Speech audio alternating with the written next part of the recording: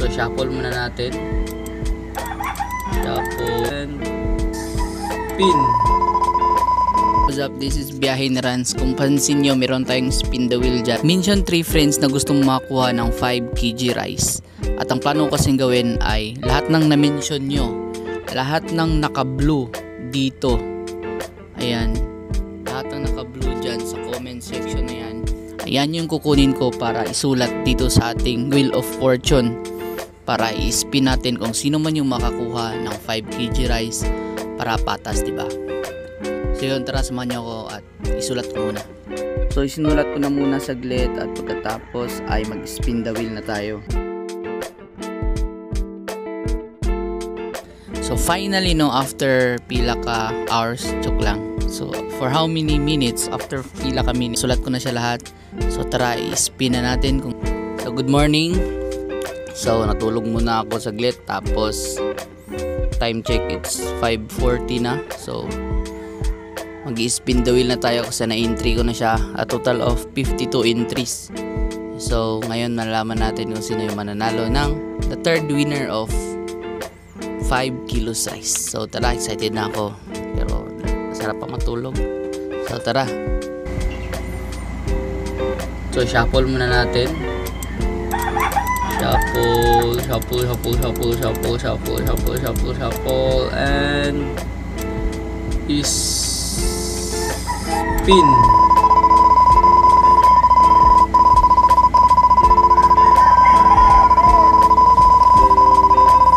Sino kaya ang mananalo?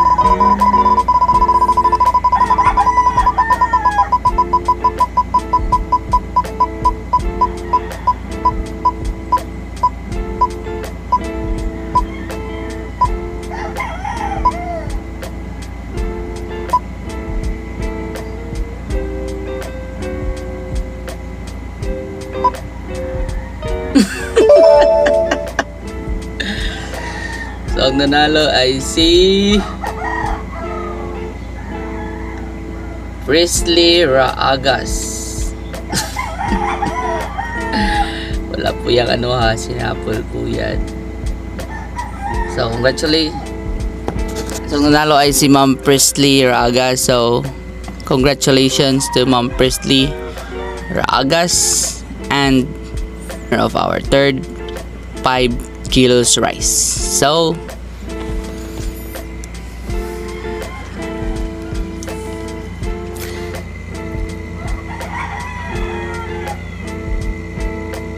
congratulations to Ma'am Presley Raagas. So di pa niya alam to, tapos ano lang siya namin, silingan siya namin.